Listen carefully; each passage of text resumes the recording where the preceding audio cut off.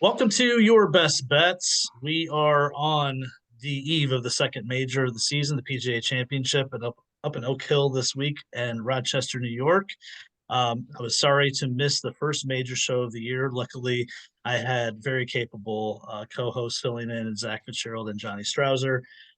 Last week, I was in a hotel room doing the show, and now we're kind of flipping around because this week, Johnny Strouser's in a hotel room. I'd love to say like you're on location up in Oak Hill, but you're not. You're in Michigan, your home state.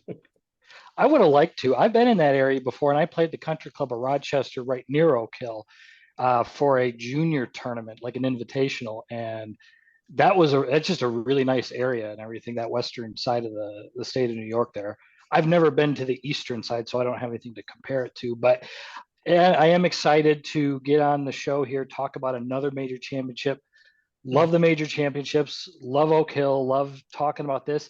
I think I might love it more than John Morant likes wielding guns on camera. I'm not sure No, though.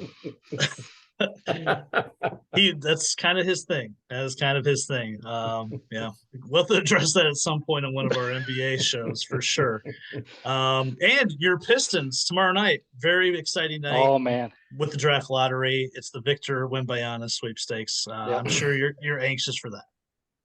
Very, very anxious for that. And then I think that's gonna uh, fall into place on who they name as the head coach because Dwayne Casey basically retired, stepped down, moved into the front office, whatever you want to call it. So hoping for the number one pick, the Wembayano draft pick, and the Monty Williams hire is what Yeah, no way would they be don't a hire Monty perfect. Williams. Would love it. Be Yeah, good. Be good for good. you. That voice is Scott Pieri. Scott, welcome back to the show, part of the major show here. How are you? How is the teaching endeavor going? Yeah, it's been a blast. I've been teaching quite a bit, and my heart is kind of falling back into teaching. My eyes coming back a little bit, and my teaching brain, and it's been a blast. I've been working with a lot of different types of players. I've been doing some work for the city. I'm doing a little bit of teaching to some beginners and some juniors, and then I've got all the way up to doing some TrackMan stuff like we did for an hour, which was a blast. And so, yeah, it's just been a lot of fun. It's something that's just become pretty meaningful to me right now, and I'm enjoying it. That's great. Yeah, you and I did meet 3 weeks ago, something like that, Yeah. and really enjoyed it. Still trying to work through that hip rotation we talked about, but and I'm anxious to get onto this putting this putting thing that you want to show off. I can't So wait. can't wait for that as well. We'll Yeah. have to follow up with that on an episode, I'm sure. Yeah, I would love that. All right, guys. PJ Championship, second major of the year. These are just my favorite weeks of the year. I'm sure you guys feel the same way as golf fans. I mean, we get four of them a year, only 40 in a decade. I mean, these are just few and far between.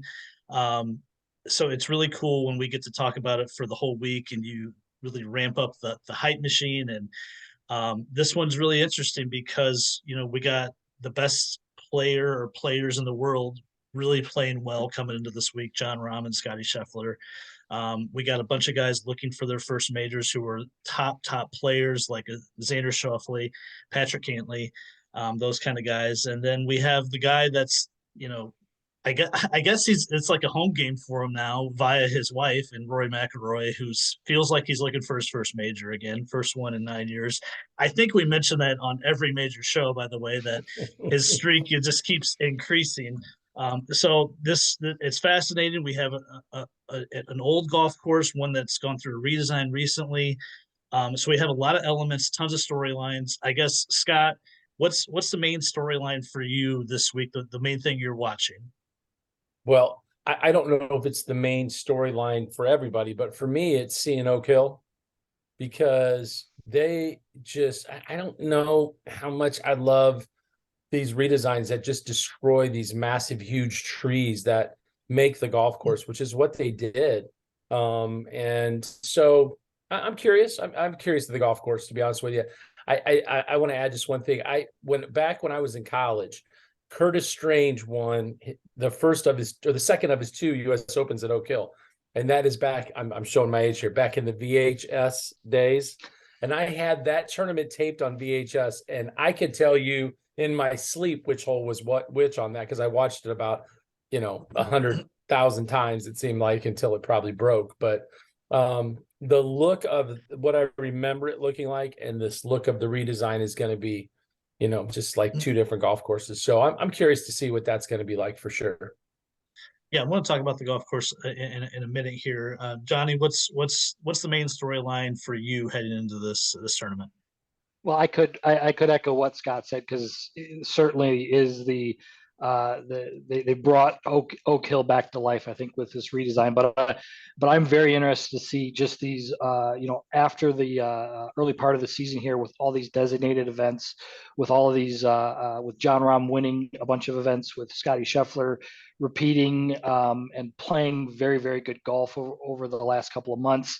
They played a really heavy schedule, starting with the West Coast, moving over to Florida, and then building up to the Masters. And they've had a little bit, but not really, of a break because of Harbor Town. And then you've had Quail Hollow a couple weeks ago. So there's been a lot of golf going on here, and they're going to get a great test of golf as they move north here for the PGA Championship. So it's going to be, I can't imagine it not being a wonderful, amazing event, because, like you said, with only 40 majors in a decade, 4 per year, and with all the guys fully engulfed in the PGA Tour season with all the designated events, I mean, everybody's going to be looking to peak their game and keep it going this early in the season. So I'm looking for just a really, really competitive event where we've got, we come to the back nine on Sunday with a lot of players, a lot of top level players in contention. I think that's what everybody wants, and I think that's what we're going to get at this place. I was looking back over the weekend.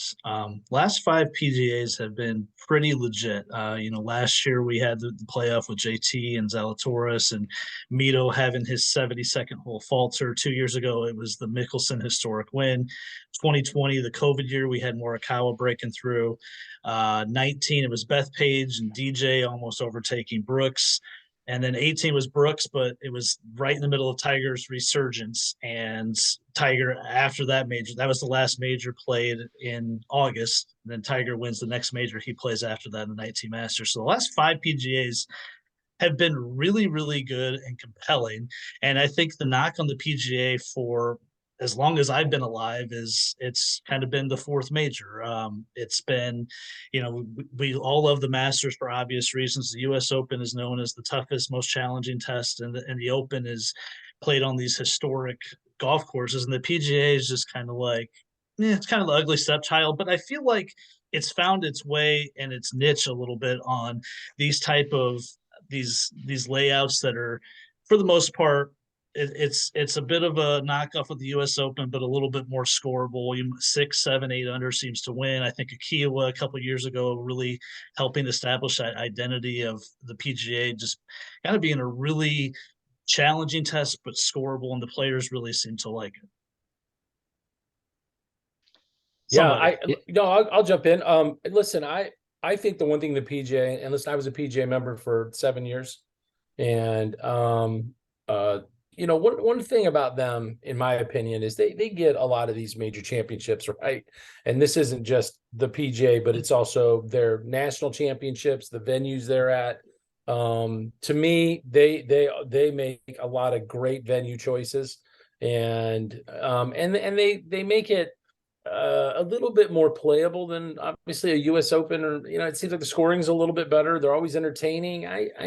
I agree with you. It kind of gets a bad rap, but I've always been a fan of the championship myself.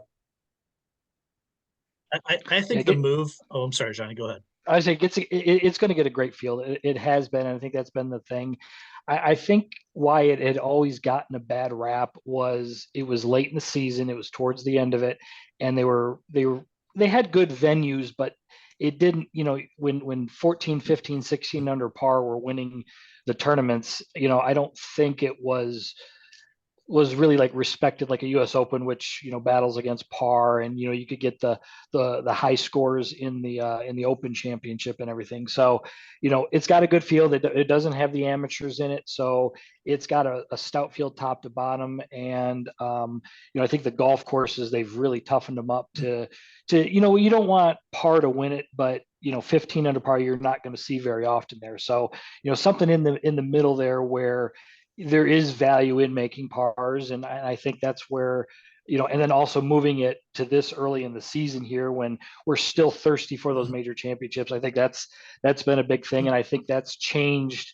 Those two things have really changed how the PGA is viewed by fans. I think I was going to mention that the move to May, I think, is a really. I was a little skeptical when it happened a few years ago, but I think it fits nicely in the schedule now because we get that one big event per month, starting with the Players into the Masters and then the PGA. So I think it fits nicely in the schedule. I think it's found a nice spot for it in the future, and I think it's just become a really good tournament. Not that it ever was before, but I think now it's kind of really found its footing. Scott kind of alluded to Oak Hill, Donald Ross design. Before we went live, we were just talking about I just played a Ross course last week down in French Lick. I grew up on a Ross course on the south side of Fort Wayne.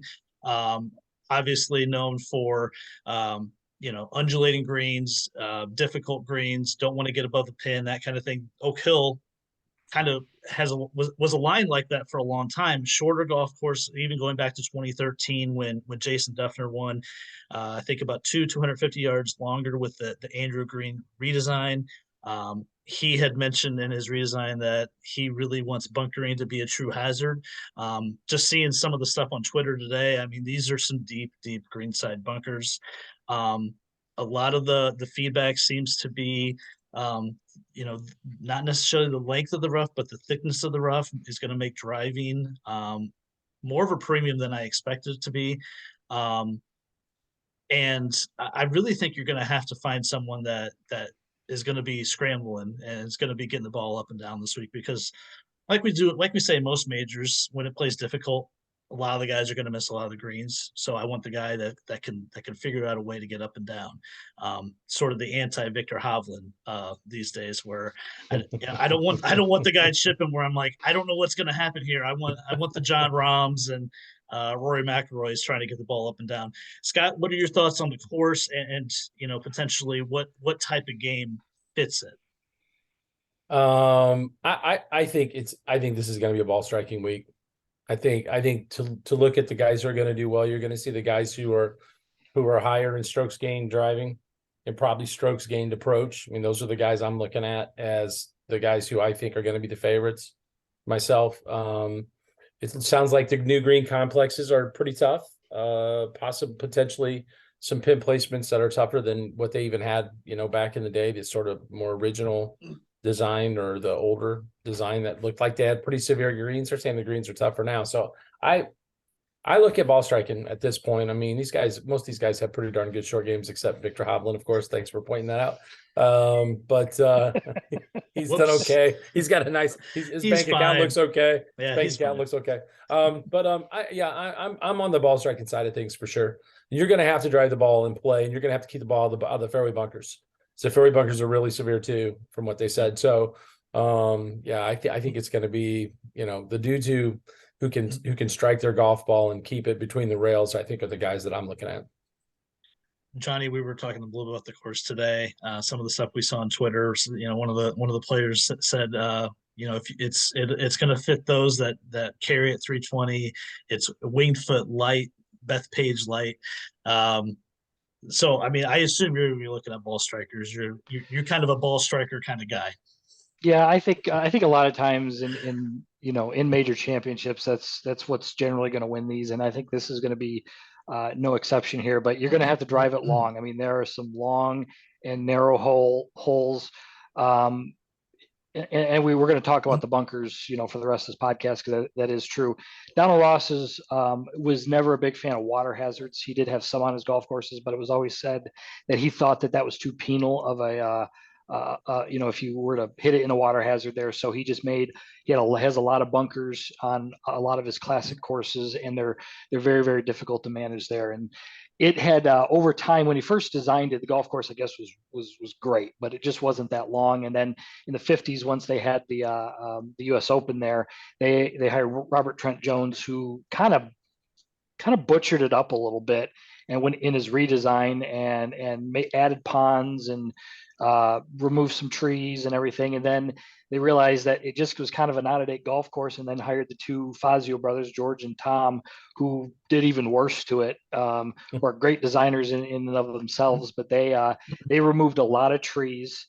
They added ponds, and they got rid of some bunkering and everything like that. But Andrew Green, the new guy who took over after, I think it was 2015, right after Jason Duffner had won the PGA there, he really just looked at old photos, and all they did was just try to make a grown-up version of the original design. So they put in some of the older holes, and they just maneuvered stuff around and added a lot more of those penal bunkers to to make it more of what he did. And from what everybody says, like literally everybody who's got an opinion on it says he did a masterful job of it. So I'm really anxious to see, because I think it's, when you've got nicely shaped bunkers like that, and the way it kind of wraps around, and you have those oak trees that are still there, it's going to make kind of a sexy kind of looking golf course there. And another thing that he did even though the greens are undulating, they created a lot more pin positions, a lot more challenging pin positions on the greens. I think it had gotten to the point where you only had 4, maybe 5 pin locations per green, and I think he close to doubled that on most of the greens there. So I think, that tells me that you want a guy who, is a good ball striker, who's going to hit good iron shots and going to play pin high or play underneath the holes there, and have uphill putts all day long. So there's a good amount of golfers, I think, that we can find, even some diamonds in the rough. But I think guys who do that kind of stuff, the long hitters, the good ball strikers, we're going to find one of the winners in that group. I'm glad you mentioned. I was looking at that as well. Just the new green complex is creating a multitude of different pin locations. Some can be extremely difficult. So yeah, I think an iron player that can really, kind of hit the yardage correctly. I know there's a lot of uphill approach shots. Actually, having played the Ross course down in French Lick last week, I was exhausted mentally by the end of the round because of just trying to figure out the yardage when I had a 120-yard wedge shot, and I had to figure out how far uphill it was, and then I have a wind quartering at me, and I felt like every 120-yard shot played like 150 yards because of that. And so getting these yardages on these kind of courses is difficult. Looking at the weather, guys, Thursday, it looks like a fine day. At least no precipitation. Is going to start a little cooler. Friday is a perfect day, and then it looks like some rain on the weekend. So I think we're going to see potentially 2 or 3 different golf courses. I think Friday is going to play firm and fast the way it's probably intended, and then Saturday, Sunday, it could be kind of a plotter's paradise out there. Rory, I think of that with the way he dominated the 11 U.S. Open in the rain. So just something to consider as you look ahead for the week, that the weather looks at this point to play a factor. I was looking back at the 2013 PGA. I was looking at some highlights. I kind of forgot how freaking good Jason Duffner was at that moment in time. And just, I think he wasn't, we know he's not a good putter, but he pretty much stuck every approach set that week to 2 feet. And, beats Furyk, Stenson's third. So, you look at those 3, that type of player, all similar, gets the ball in play, good iron players. So I think you guys are right. I think we'll see something similar this week, but I think, the guy that can keep the ball in play, keep the ball in the fairway off the tee also will be at a premium this week. By the way, I was also looking at some stats from 2013. This blew my mind. The 7th ranked player in the world in 2013 was Brandt Snedeker, and then 10th was Keegan Bradley. And I couldn't believe it. I was like, it feels like another lifetime ago, right? So my question now, we've kind of talked about some of the stars, talked about the golf course. Johnny, who's the guy this week that needs this major the most? I love this question every time I do a major show because I feel like it changes. Is it a guy that needs his first? Is it a star that hasn't won in a while, or something like that? Who do you got? Well, until he wins, and I hate having to keep going back because I think it seems to be the same pick every single time, and it's Rory McIlroy, just because the dude hasn't won a major championship in forever. I mean, it feels like he's just not ever won one, and I know he's won several. So it's just, is he ever going to get it back to where he's going to beat the field in a major? And I try to argue myself, because you send out what we want to discuss here. I always say it's Rory. It's just Rory. But can I talk myself out of Rory? And unfortunately, I can't. I mean, I originally, if Jordan Spieth was healthy, I would seriously consider him. But Mhm. it's Rory McIlroy. It's just, he's got to get on the board.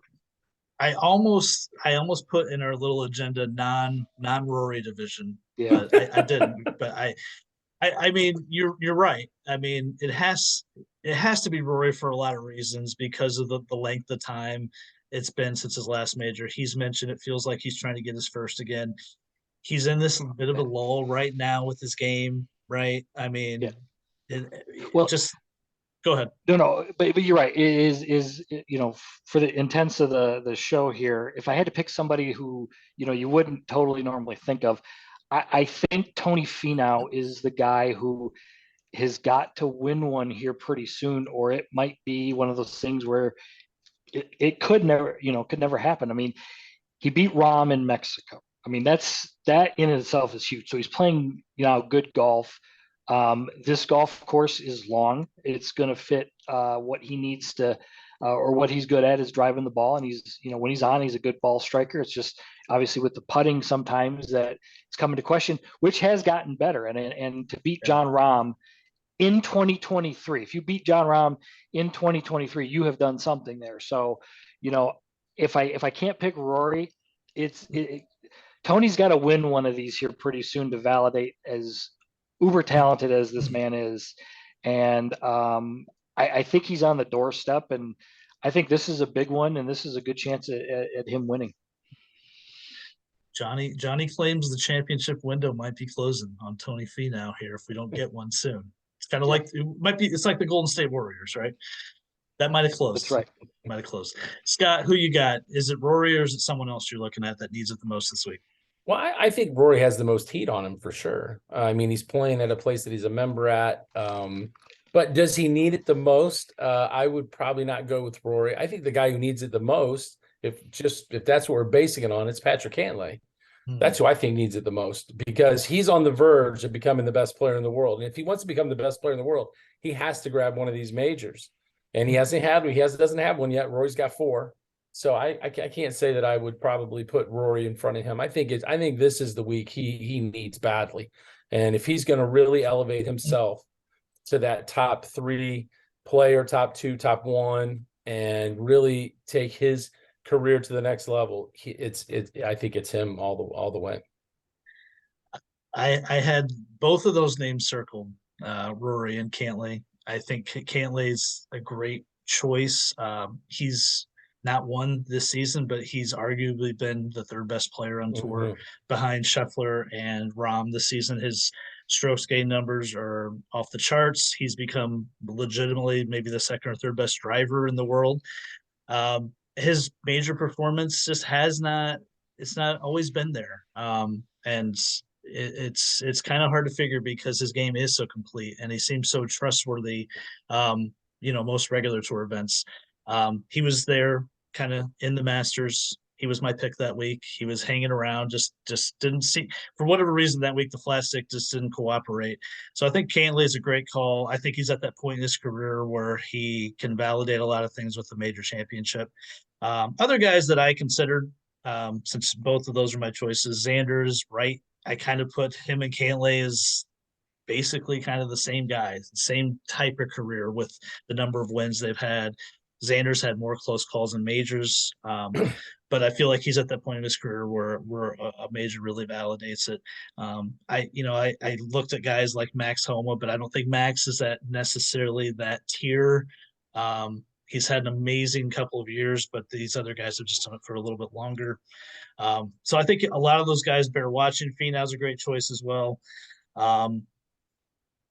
You could pick a number of guys, but Rory's going to be the storyline because of, again, this interesting part of his career he's in, where now he's obviously become the voice of the PGA Tour. The last year has just been obviously exhausting to him. He missed the event a couple weeks ago, trying to make his way back and play his way into this. So I'll be fascinated to see what Rory does this week.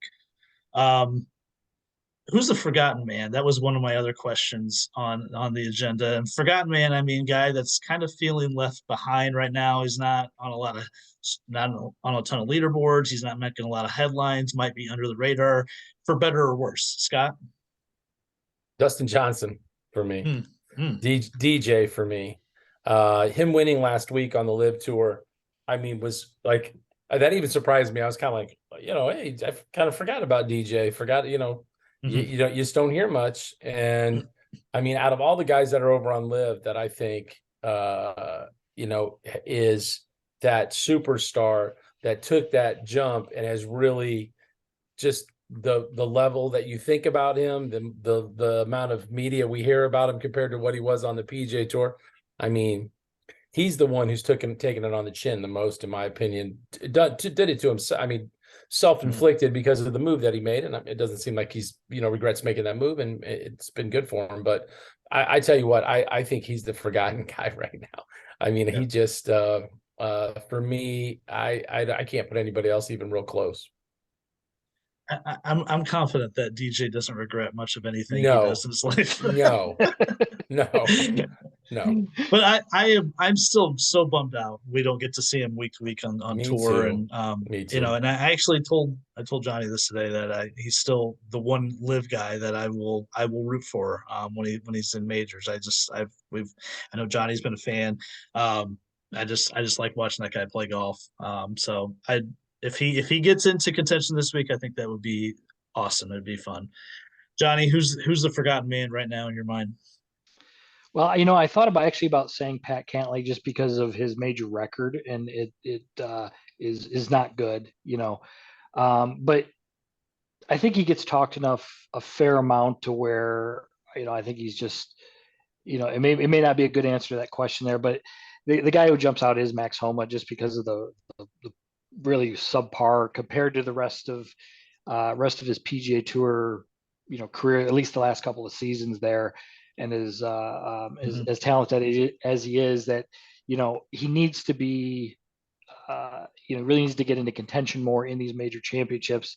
Hasn't done it yet. I mean, it's probably one of those things that will happen at some point, and he'll might end up winning one or more, or at least contending in several of them. But the major performance versus how he can dominate these regular PGA Tour events doesn't really match up to me. So I think that's kind of a forgotten thing, but he just really hasn't earned his way up in that upper echelon of talking about the majors or being talked about in the majors, because it just hasn't been there. But he's a guy that I know we always root for and hope that he does, but it's just one of those things that I think he's still in the process of, needs that one time in contention to get those nerves in the major championship, feel good about his game in those events, and then who knows.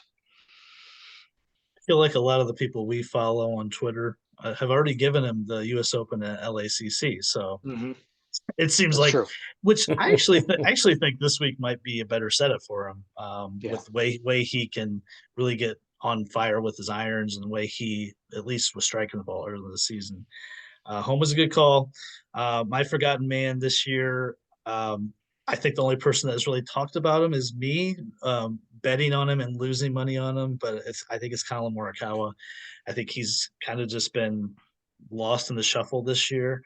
I guess really since the Century, when he blew the 5 or 6 shot lead to Rahm. he's been around, but he hasn't really threatened to win since then. And the most bizarre thing is that according to Data Golf, my favorite golf database, is that he's actually his numbers are the best they've ever been in approach play, in driving, and total strokes gained compared to any other season. So it's just funny how golf works in those ways, where a guy can be striking it, who's known as one of the best ball strikers, iron players on the planet, and he's hitting it better than he ever has, but he's not winning. And I think we all know why with Morikawa. The putting is just such a hindrance to him breaking through and winning more. I mean, gosh, he's already won 5 times in 65 starts, so don't feel bad for Colin Morikawa, of course, but I just I think he's been forgotten, but it's why I continue just to stay with him, because I think it is going to flip at some point. I think arguably this week is a reasonable setup for him. I feel like we're starting to say that about a lot of these guys, of course, but I mean, if you hit your irons like Colin Morikawa, you can freaking win anywhere. Maybe he'll have a Jason Duffner like week where he hits it to 3 feet every time, and he doesn't have to make a boatload of putts. But Morikawa is my guy there. We're going to get to our win pick after we go through the odds a little bit here. Obviously, we've already talked a lot about these guys. Most of these guys that we're going to go through the odds here. I'm going to bring my screen up just so we can look at this a little bit. But I told you guys we're going to put these into our normal categories: guys that are under 30 to 1, and then guys that are 30 to 50, and then 50 and above. So under the 30 to 1, we've already talked a lot about all these guys. Basically, the co-favorites are Scheffler and Rahm. You can get both of them mostly at 7.5 to 1 on most books. So they're pretty much right about the same number. You got to jump up to Rory at 14 to 1.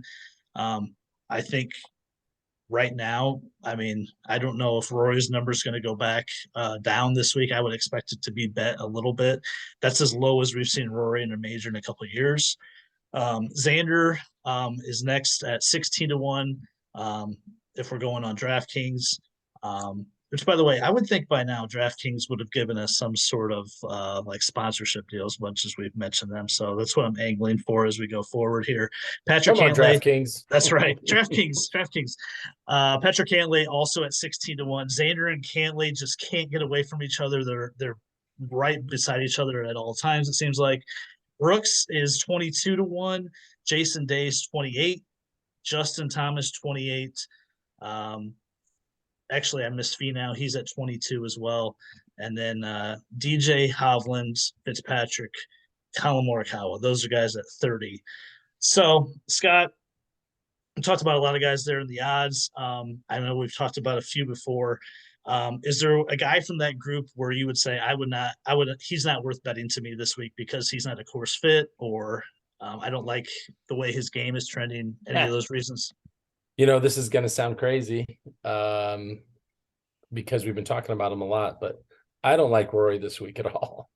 Wow. I think he's been fiddling with the driver with shafts and heads, and he's been off a lot this year because he's driven the ball badly, and he's searching right now, and he's trying all this stuff. And so I don't like him for this week at all, because you're going to have to drive the golf ball this week, man. You're going to have to hit it and play, and you're going to have to shove it up on some of those holes. Like Johnny said, there's some long holes. You're going to have to shove it up there. And yes, he can get it up there, and yes, he can hit it in the rough or whatever, and it still may be doable, but I just don't like him this week at all. So I just like him on that list, probably for the odds and everything, I think as much. But one of the guys I really like is not up here yet, though. Maybe you hold off. Okay, I'll hold off. Who is someone from that group though, Scott? The 30 to 1 and under of the favorites that I like, that you like. You'd say I put $20 on, $50 on, whatever your budget is. JT. JT, okay. Is that in the grouping that you were mentioning different groupings? Is he in that grouping? He's 28 to 1. Just in the top 30. Okay, cool. Yeah. So JT, I like JT, and if Cameron Young was in there, I kind of like him too. I thought I saw his name in there. I'd be okay with him too. Okay. JT,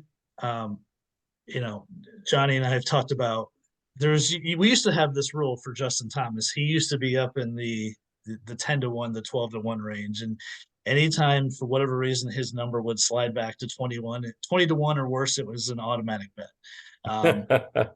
We're dealing with a different version of Justin Thomas now. I mean, 28-1 on Justin Thomas is that's not a number that you would think you would see in a major in 2023, but here we are. Defending champion. Defending champion, yeah.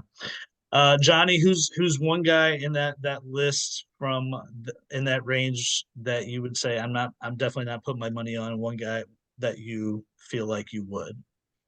Well, I liked what Scott said about Rory, and I'm not gonna pick him because he's already selected them and everything, but I don't feel good about him at all either. I mean, he switched from the mallet putter to the Scotty Cameron putter for the Masters, and then he used that for a couple weeks.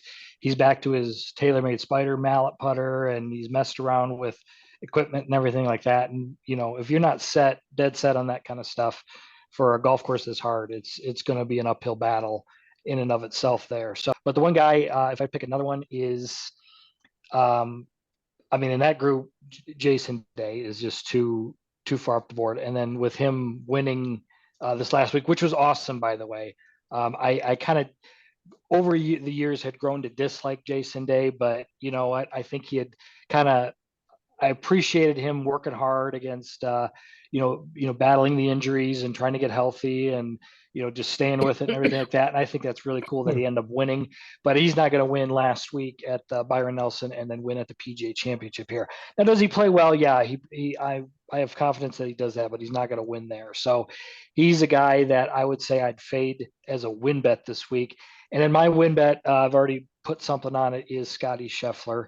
I think the best thing that happened was him not winning at the Byron Nelson. I know we've talked about all season long when the numbers get this small, 7 or 7.5 to 1, to stay away from these guys. But these guys are going to win regardless, of whatever the number is. And sometimes, especially major championships, you just got to go with the guys who you think are going to win there. And he struggled a little bit with the putter, which does concern me a little bit there, but he hit the driver well, and I mean, he played well enough to shoot 19, 20 under par, or whatever it was. So the game is there, and then him not having to deal with winning the Byron Nelson and then doing the interviews and then the photo shoots and all that stuff, he could get right up to Rochester there and focus on winning the event there. So that might have been the best possible option there for Scotty, was to not win. Like I said, I really like him this week, even at that small number. What I would probably consider doing, as we always talk about every single show of a guy who's got a small number, Scotty and the Denver Nuggets in game one, something like that, to get it up there above 10-1 there, something like that. If you think the Nuggets are going to take game one. So, man, Austin Reeves is going to make you pay. I've got a future on both teams to win the West. Yeah. So the bigger one is on the Lakers. So really, I'm rooting for the Lakers and I'm rooting for LeBron and everything like that. But you know what? If I think the Nuggets are going to win, that's what I do with my money there. Okay, fair enough. I did not see the Scheffler pick coming. I can't argue with it. I mean, he's obviously playing unbelievable. He hasn't finished outside the top 20 since October, which is absurd. And actually, I saw, oh man, where did I see this? On Twitter, I think of the last, that was the last 10 or 11 major championships, he's finished in the top 20, and I think 9 of them. I mean, so the dude is he's just unreal. I was going to say, if you wanted to bet Scheffler top 20, it's like minus 200. That's the only problem, but that would almost be free money this week. My guy that I'm definitely staying away from and I want no part of, and I've already mentioned him, I've already kind of bashed him, Victor Hovland at 30-1. It's a good number on Victor. He's an unbelievable ball striker. I just could not trust him if the tournament came down on the 71st hole where he had to get the ball up and down and make a par. I just can't at this point. He's given me the willies watching some of these tournaments where he's been there and something happens on the back nine, he just kind of fades away. I feel like he did it at Sawgrass and the Players. There was another tournament where he was in contention where he just didn't. I think Bay Hill just not not making it happen down the stretch like I'd want to see him play and get a win. So Hovland's the guy I'm definitely fading from this group. And I can't believe I'm saying this, but I think the guy that I feel really good about this week and the ball striking and all the numbers back it up is Tony Finau. I mentioned his number is 22 on DraftKings. It's actually 29 on FanDuel plus 2,900. And I think, he just won a couple weeks ago. I mean, sure, he beat an absolutely bad field. It was Rahm, and then it was a bunch of guys like Phil Miller he beat, but he still beat Rahm head to head. I'm bashing my own game, which is you can always do that to yourself. But and in fact, I'm going to bring this Data Golf rankings up. Data Golf has Tony Finau as the 5th ranked player in their rankings right now. And I think he's been playing like it. He's been winning a lot of tournaments the last year. And I think this is the next step. We kind of talked about him earlier as being maybe a guy that can make that jump. I'm not saying he's my win pick, but I am definitely going to bet him to win.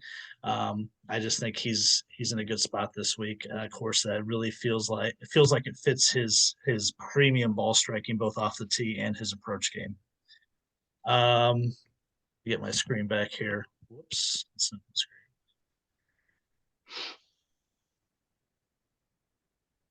screen. Technical difficulties. Okay. 35 to 50 is the next range, guys. Terrell Hatton at 35, Sungjae Im at 35, Cameron Young and Cameron Smith both at 35, Max at 40, Jordan Spieth at 45, Hideki at 50. So it's a pretty small group that fits that next group from 35 to 50. A couple initial thoughts is Johnny and I, we talked about Spieth last week in the show last week with the wrist injury. His number continues to drop. I don't know of anyone that would want to take a chance on Spieth with this injury and just his ball striking, how it can be erratic at a course like this anyways. His number might get down to 50, which would be kind of wild. I think for a while, Cameron Young was a pretty hot pick for this tournament last couple months. Scott's already mentioned him. I think a lot of people will be on Cameron Young this week. Scott, you want to talk about Cameron Young? You like him at that number 35 to 1? Yeah, I do. Listen, he's a New York guy. He grew up in New York. His dad's from New York. There's something to be said about playing golf in your home state. He's probably fairly familiar with Oak Hill, I'm sure. So I like him. I like him a little bit for sure. But the guy who I like in that group is Terrell Hatton. That's who I think would be my sleeper for this week. If I want to throw one out there, just because his ball striking stats are so good.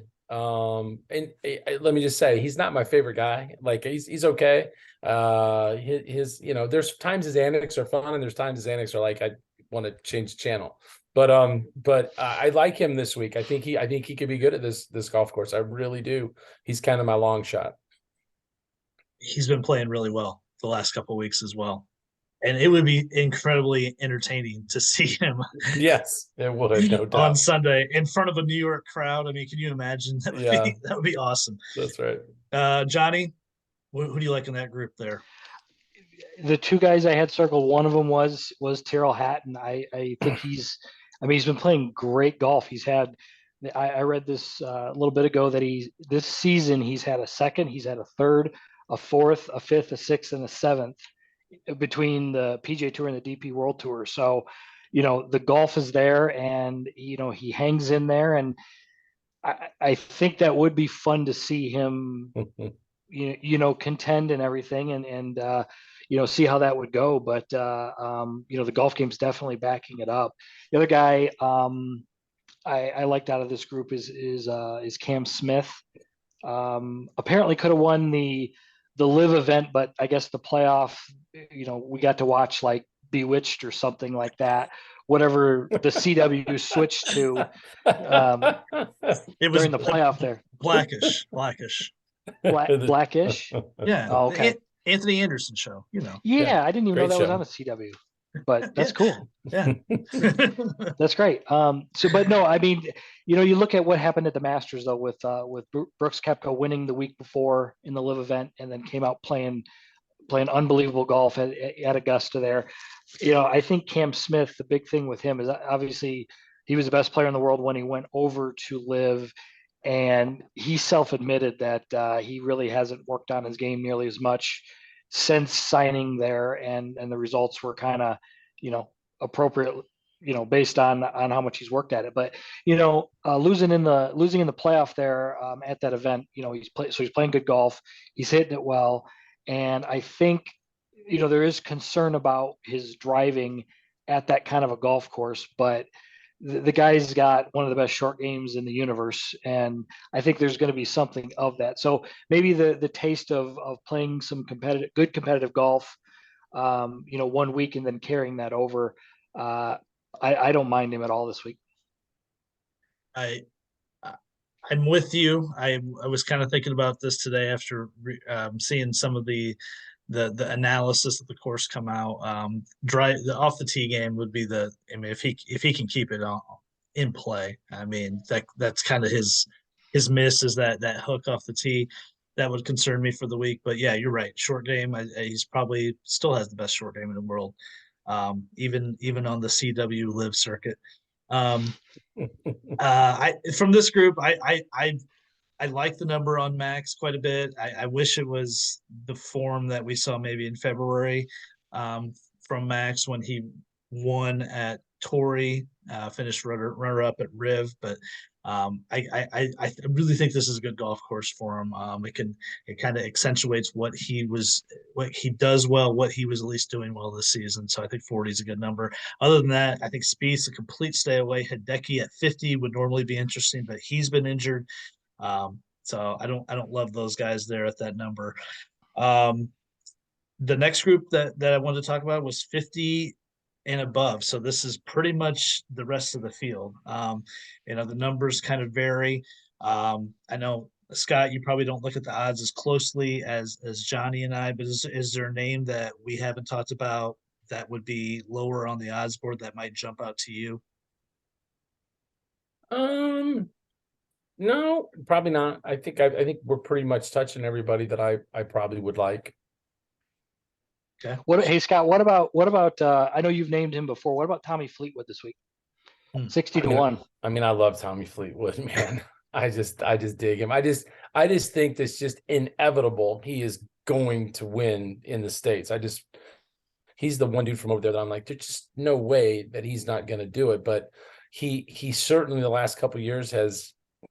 I mean, I know he won in South Africa, and but he just hasn't won very much even overseas, where he was kind of on that track for a few years where he looked like he was going. He was almost kind of Martin Keimer, where he was winning 2, 3, 4. I just like he was going to build on it, but he's a little off. I love him, man. I would certainly at 60 to 1. I think he's a good pick for sure. Yeah, I think that's pretty good value right there at 60. And you're right, is with the putting, but I mean, he's striking the ball really well this year. And I love the swing. He's got that foolproof swing that, as long as he just rotates through the ball there, it is on point all the time. And I think that's going to help, that iron game is going to help, hitting it into those greens there. It's just whether he can make putts, which has been just obviously his bugaboo for a number of years there. But I have a couple more here. Taylor Gooch is playing some good golf on the Live Tour. He's a good player. He's really good. He's solid all around. 75 to 1 is a pretty good number there. Adam Scott played great on Sunday. He's also at 75 to 1. You're not going to get much of a better ball striker in the world than him. It's just whether that putter can make anything at all. But even then, when they get this high, I don't mind the top 10 and top 20 bets. As I've said on this podcast all along here, that even if you don't think the guy can close it out, they still pay pretty good in those bets there. And then just two other names I wanted to mention is Wyndham Clark at 90. Why do you gotta take all my guys? because I'm just this is you haven't stopped me and muted me. But Wyndham Clark, I'll let you talk about Wyndham Clark, and then my last name on here is Kurt Kitayama at 250 to 1. Yes. Uh, give me a little bit on that, and give me like a top 20 or 30 bet, but just a couple bucks on a win bet. I'll let you have your guys though, or talk about my guys. Well, I knew you were gonna hit Wyndham Clark, and I had a feeling, but I really like you going way down the board at Kirk Kitayama 250. I mean, can you imagine the payout there? Yes. Um, uh, I I do really like Wyndham Clark this week. I'll share this with Scott and anyone listening, but this is the Data Golf page, and this has um oh my god, more technical difficulties, but as you can see, Wyndham Clark right here, this Data Golf shows him as the 11th ranked player on their Wow. board. That's how good he has been Wow. playing. Um, of course, he breaks through for the win at Quail Hollow, a major championship type golf course. Um, it's not just that I mean, if going back really since calendar year 2023, he's been one of the 15 best players on tour at minimum. Always known as a really great driver of the ball, great putter, and now his iron game is caught up with it. And really, really a talented guy. And I'm wildly interested to see what he can do this week. I'm kind of surprised he's this low at 90. I mean, putting him behind a guy like Siwoo Kim, who's at 80, I don't really know how I feel about that because Siwoo can win you a tournament and he could shoot 82 as well. But yeah, Wyndham at 90, I think is awesome value. You can even get him for a top five at 12 to 1. Guys, a little quiz here. Who's a guy from the Northeast that has had a lot of success in the Northeast, won a major in the Northeast, is a premium ball striker and puts his best on bent grass. Who is that? And he's down here around 100 to 1. Is it Keegan? It's Keegan. It's Keegan Bradley. Um, we like to bang on Keegan quite a bit. Sometimes not the most watchable guy, but an elite ball striker. I think this is a good course setup for him. I think he's always been a great driver of the ball. The putting has been a little hit and miss, but he seemed to figure that out over the last couple of years. I think he's pushing for a Ryder Cup spot. We've already talked about the Ryder Cup, that there's basically 10 spots spoken for. Guys like Keegan and Wyndham Clark and Sahith, those are the guys that are pushing for these last two spots. So I think Keegan went on that team. I like Keegan this week. One of the other guys that's been playing pretty well that I think this course matches his ball striking is Harris English. 180 to 1 on Harris English, but I get him for a top 10 on 12 at 12 to 1. I think this is a good spot for him to he just kind of plods along, doesn't do anything spectacular, but I think this is kind of major that he can kind of hang around and show up there on Sunday. So there's a couple guys that I like a little bit farther down the board. And by the way, I wanted to say about Wyndham Clark. Wyndham Clark is the guy that I thought Patrick Rogers would be. That's a good comparison. That's a really good comparison. Isn't he's the guy he's the guy I think he could be, but he hasn't gotten there yet. Scott, I'm like the Patrick Rogers fan club, the most obscure fan club going for the last 8 years. Really kind of just trying to will him to a victory at some point. He's an Indiana kid. He is. Unbelievable college player. Unbelievable. I can't believe he hasn't panned out. I mean, at least to have a hugely successful. Yeah, I think that a lot of people feel that way. Let's get to the final two questions. Number one, who is the top player? And this is always my favorite one. Who is the top player that will not win? I think you guys have already both said it, but I want to put it on the record. Scott? Well, I had two guys at the top, and I'm going to take the one that I'm not picking, which is going to be Patrick Cantlay. Wow. And your other guy would have been Rory. No, I had two guys that I was looking at as that could potentially win, and he's not my pick, so I'm going to go with Patrick Cantlay. Okay, Johnny. It'll be close.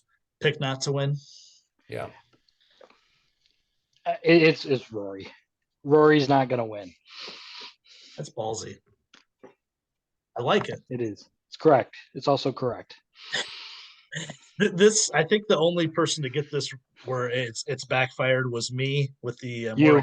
Morikawa 2021 Open pick, where I said he wouldn't win, and then he goes out and wins it.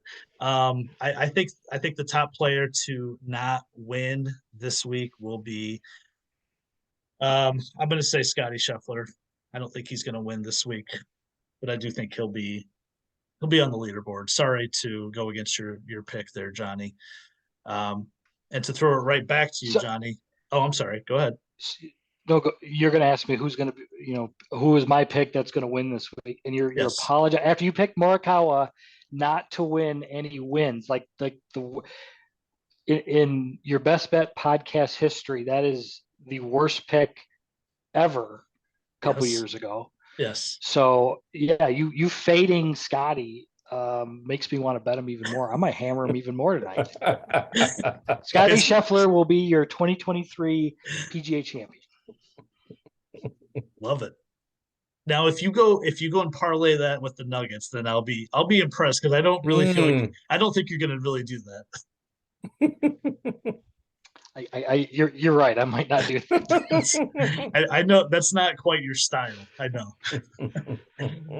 Scott, the winner of the PGA Championship will be.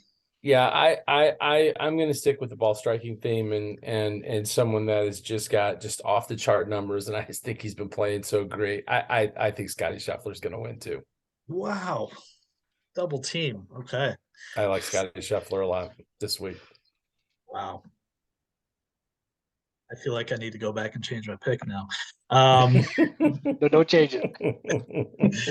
My pick to win, and I'm picking Finau to win, which I didn't think I'd get there, but I am. But I am kind of terrified Patrick Cantlay is going to win the week where I'm going to completely avoid putting money on him. I was heavy on him at the Masters, and I just know the major where I decide to go another way, he's gonna show up and win, because I feel like everything kind of points to him this week. But I love Finau. I love the spot he's in. I think he's enough under the radar where there's not a ton of pressure on him. Again, I think the golf course fits fantastically for him. So Tony Finau, first major this week. Guys, 2023 PGA, it's gonna be awesome. Appreciate you guys taking time on your busy Monday night. Johnny from a hotel room in Grand Rapids. Nice job, John. Scott from the comfort of his own home. Appreciate you guys being here. Can't wait to watch. Yep. Thank you. Thank you. Check us out on YouTube this episode this week, and our picks later in the week on Facebook and Instagram, and see what other picks we have besides the win bets that we talked about tonight. And we should be back next week with something to talk about with golf and maybe the NBA. We'll see. Thanks for joining. We'll catch you next time.